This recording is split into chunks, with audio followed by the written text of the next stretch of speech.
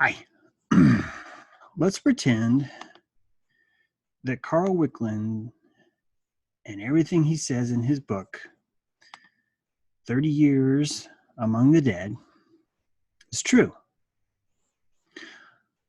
Let's pretend that the psychic researcher and his wife were channeling spirits, and the hundreds and hundreds of accounts that they documented in their books are true.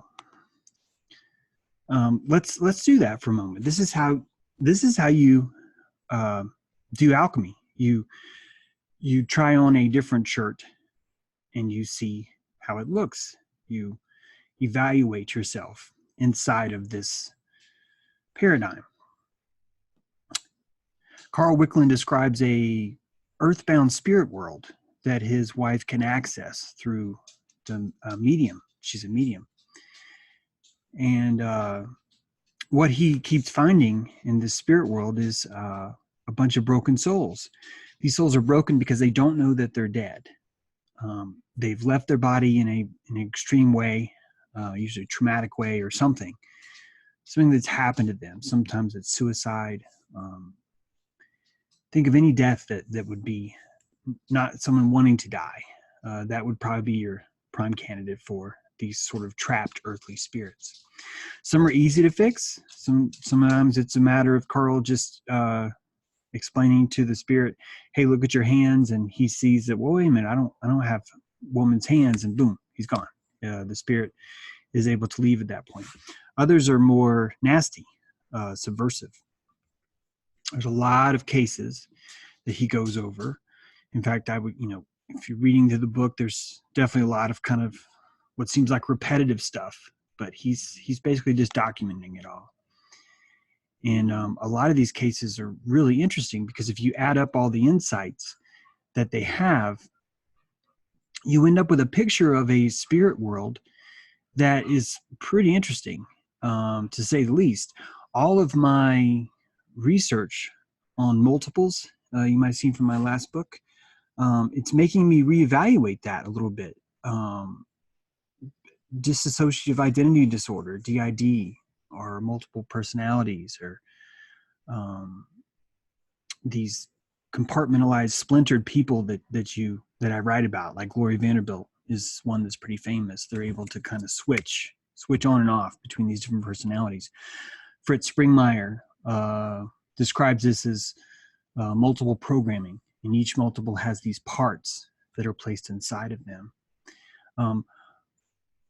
Carl Wickland, although he doesn't talk about this, he would say these are all possessions. So basically, you've got an egoic aura field around you. This is why the ego is so important. And if it gets damaged in some way, a spirit is able to enter your auric field. It's now competing for control over your body. Think about dementia, paranoid schizophrenia, crystal meth, possessions, and even hauntings. All of these would fit under this same category of an auric field breach with some sort of demon or spirit that's occupying this. Now, all of Wickland's spirits are kind of nasty, but that's based on what they did in this world, and also the injustice they faced dying. They don't know that they're dead, and then they're spending all this time tormented because no one sees them. No one's able to acknowledge them. Every now and then they're allowed to enter a body that they can find a breach in, and they can take control. I'm just going to mesh all this together so you don't have to read the book, although I do recommend it. You're looking at a trauma army. You're looking at a giant army of earthbound spirits that are controllable through the fact that they're pissed off, through the fact that they feel injustice. Think of everyone that died in a war, especially the ones by like friendly fire. Like it's just such a horrible way to go. because of the lies, because of the propaganda, because of how we were fooled into the war to begin with. Think about abortion. All of those souls that are aborted, that have no, think about the fact that they're innocent, and then this happens to them. I know there's a whole other dynamic there about, well, that's just horrible. But on top of that, think about the injustice that you would feel being completely innocent and then having someone take your life and then having that person be your mother. I mean, it's so devastating to imagine Wickland's world if that was true. All these are young spirits in the sense that they had young bodies. What if those spirits are controllable? What if someone who understands how to channel, like Carl Wickland and his wife did, what if they knew how to channel and they weren't helping spirits? What if they were directing these spirits to do other things? Jerry Marzinski explains that most of the demons that he spoke to would come and say, well, I was convinced I had no light inside. I was lied to, or a superior above me will be angry at me because I've been discovered, because I've been found out. This would explain all this trauma. Like, this would explain why someone would want to instigate all this trauma. I'm talking about like the black nobility sort of dark lord, crazy black magic stuff. I know it sounds insane, but it's not any more insane than we live in a spinning vacuum that's ever expanding but shrinking at the same time, and no one can hear you talk in space, and it's all an accident, and you're one of over 3 trillion chance. It's not any more insane than that. This would explain, Carl's book explains that some of the people that were channeled would say things like, I was haunted by the spirits of jealous people. They came into my body, and one woman hung herself. She had no signs of depression. She hangs herself in the barn. And she explains, well, these were the evil spirits of people that were jealous, people that were wishing that I would get knocked down a peg, that those spirits were able to get in because she was weak, or maybe she was open, maybe she was a medium, whatever you want to call it. It's like going to a spaceship, seeing the shields are down, and invading the crew. I can't help but think about Cappy's suicide, Isaac Cappy's suicide, and then right after it, Tracy Twyman, both of whom met the same person, this campground person. And if he had this ability to wick, instead of jealousy, something much stronger at them, that these demons or spirits were able to penetrate their auric field. Maybe they were already had a breach. Could certainly see that in both of them in different ways. I realize this is some dark stuff, but it's like it rings a bell with me, especially when I think about Cappy and Tracy, like what Wickman's talking about here. It also rings a bell when you look at like Britney Spears, and she's like bald and she's smashing a window with an umbrella. If there's all these people that are jealous of her, or were when she was younger, they could send those thoughts, cause that breach, and cause that kind of possession. You see this kind of possession stuff all the time on anyone, pop stars, actors, all of it. If this medium's legit, take psychopath and add it to medium, and what do you got? You've got some serious fucking dark lords doing some pretty twisted stuff.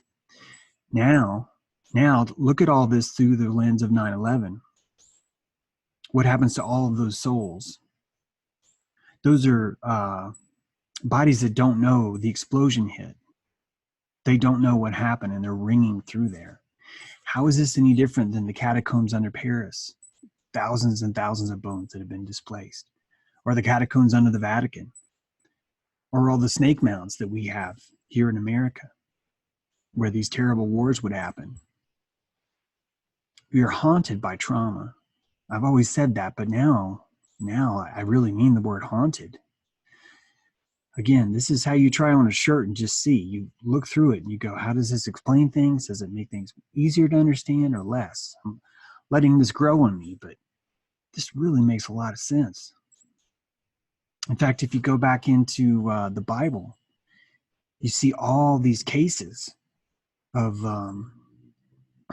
demon possession in the Bible, and basically Jesus being a necromancer. There's like 20, 30 verses that I could find. I don't have it up right now, but they're everywhere. Just do a search for spirit. He was even showing others how to do the same thing. What it made me do before I filmed this video is I did a calling ceremony, like I said out loud. All of my evil spirits that I've ever sent out, consciously or subconsciously or unconsciously, to anyone, any kind of ill will that I've meant anyone, jealousy, rage, desire for justice, I call you back. I say to you, no,